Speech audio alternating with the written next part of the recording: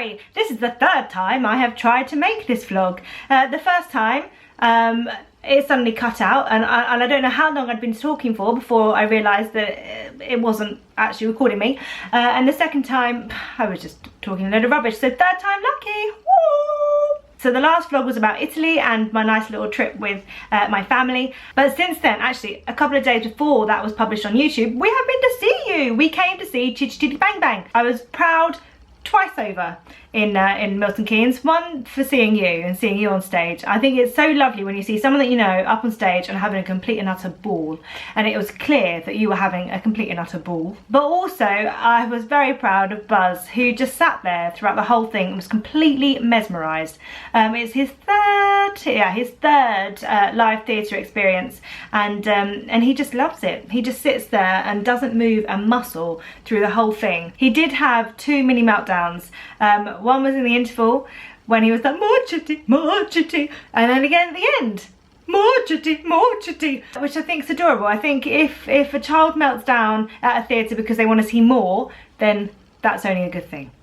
At least he didn't do it like after one of the songs, like more chitty scrumptious, more chitty bang bang, more sweets. It was a good time for him to have a meltdown, basically. I think it's such a big deal meeting this new group of people and knowing that you're going to be travelling around the country with them, and that they are going to be kind of your world, and you're going to be in this little bubble for a long time. So it's lovely to see that they're all really, really nice and friendly. They were very welcoming. So, hello Chitty Chitty Bang Bang cast. I can't say that really, really fast. Chitty Chitty Bang Bang, Chitty Chitty Bang Bang. That'd be rubbish in the show. Just saying. So as authors, all of us three are now authors, we get sent copies of our books. As you can see, this shelf behind me, I always get asked about this shelf. People say, why do you have so many copies of your own book? Like, I've been out and bought loads of them. I do that occasionally. I like to go online and just support the cause. Like, I buy yours, I buy Tom's. It's an old habit of mine. I remember back in like McFly days when the singles used to come out, I used to go out and buy all of them about 10 times at least. So I do that, but not to this extreme, not to that extreme. So basically, you get sent a lot of copies of your book. I think it's contracted, I think it's somewhere between 20 and 25 for me. I know Tom's 25 for his books. I don't know what you are for yours. So you get sent a lot of them, and the idea is that you then have those books to send out to friends and family, or sometimes you give them away to charity and stuff. But Dream a Little Dream arrived 2 days before my book launch and my publication day, so it meant that all my friends and family that came along, they got a copy of it anyway. So I didn't have the normal people to send it out to. And also 4 of those are slightly different. There's one's got an extra chapter in it. I think Waterstones had an extra chapter for Dream a Little Dream.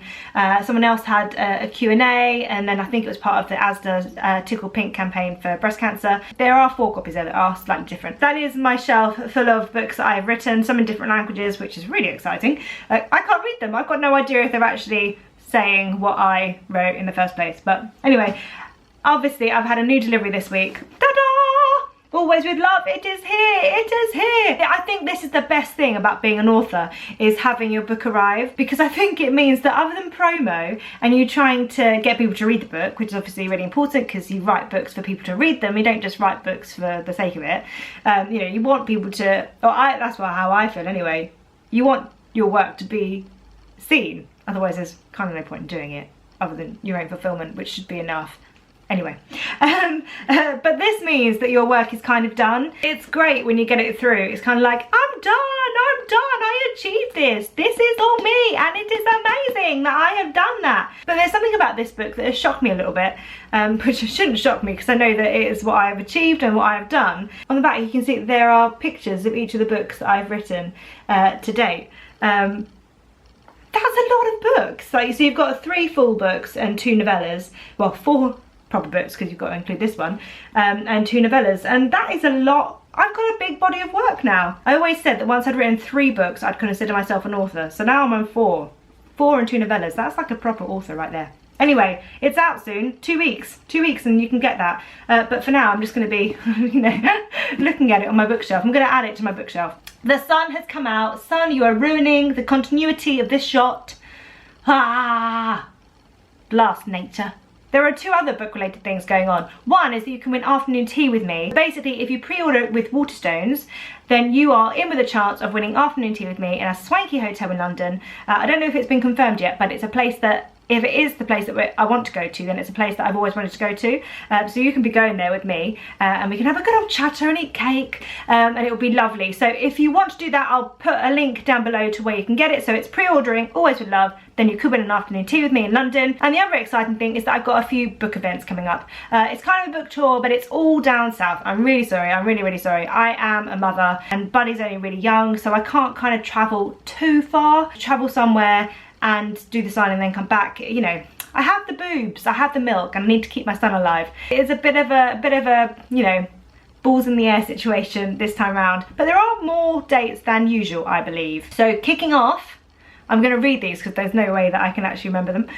So kicking off on the 2nd of June, I've got an event at Waterstones. They're all Waterstones, but in Trafalgar Square, which is a Q&A, which is the only one that's ticketed because it's a Q&A. So it's a proper like sit-down event. So that one's ticketed. And then after that, I have, on the 3rd of June, so the day after, on Friday, I've got Southampton and then Reading.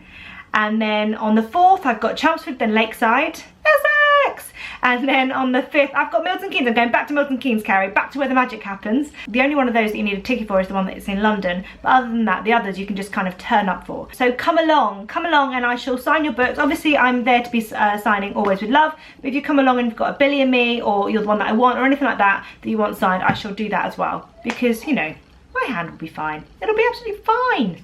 And lastly, you might remember that just after Buddy was born, I won an award, Celebrity Mum of the Year award, which tickled me immensely. I don't consider myself as a celebrity. I don't consider myself to be better than any of the other mums out there. I think we're all just doing what we do to get by and to get through it and to try and bring our little humans up to be the best that they can be. But nonetheless, it was really, really flattering and really, really lovely. Right now, you can vote for Celebrity Dad of the Year. It's funny, isn't it? When it was me, I was kind of like, oh God, no one's going to vote for me, and you know, I don't mind.